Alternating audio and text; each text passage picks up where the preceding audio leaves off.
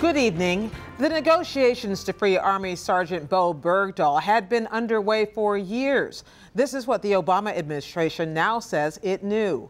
Bergdahl had walked away from his outpost in the Afghanistan desert. After 5 years in captivity, he was the last American soldier held in America's longest war. And to get him back, there would be a prisoner swap.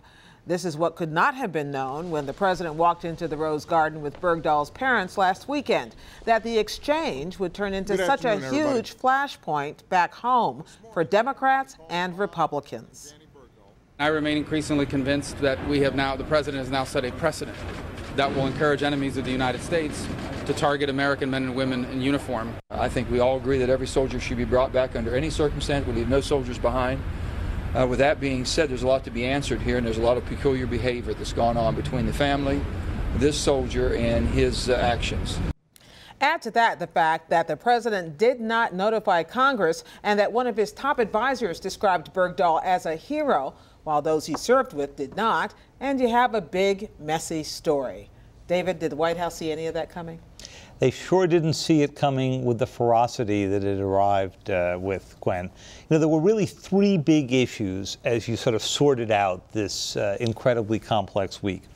The first one was it worth going to all this effort and to do this kind of trade to rescue somebody who has been suspected of walking away from his post?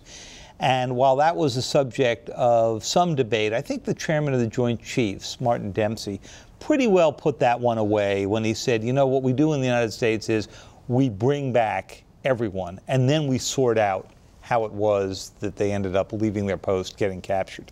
And so by the end of the week, that issue was going away. But the two others weren't. One of them was, could the president have notified Congress? Well, certainly he had time to, because he had struck a deal with the Qatari government 3 weeks before this happened for how they would deal with the 5 Taliban being released from Guantanamo. So he had at least 21 days. He may not have had 30, but he had 21 days to go do this. And there were security concerns about doing it, but also they knew what the reaction in Congress would be because the issue had come up in 2011 and 2012. Well, let me ask Ed about the reaction in Congress. Did they see any of this coming? They had been informed, at least senior lawmakers had been informed of the idea of swapping these 5 Taliban detainees for Bergdahl as early as the fall of 2011. There had been a briefing for members of the House and members of the Senate around that time. Caused so much concern that they were firing off classified letters to the administration asking for more questions that by the end of January 2012, they had to hold another briefing to discuss this.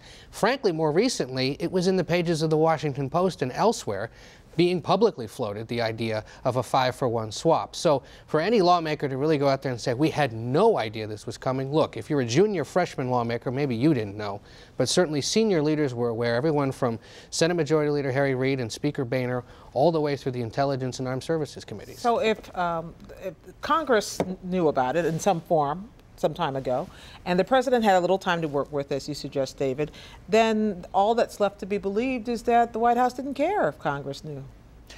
Well, the White House cared because they knew that opposition was, in fact, pretty bipartisan.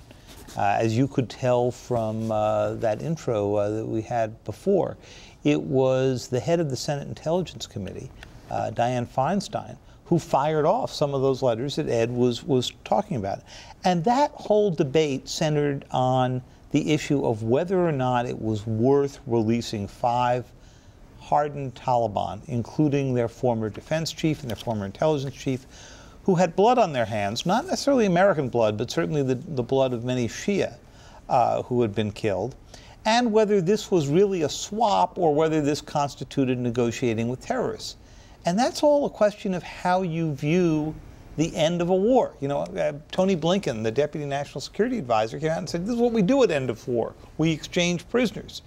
Now, the other way to look at that is that the Taliban were never an organized force, and you can't negotiate with them without negotiating with terrorists.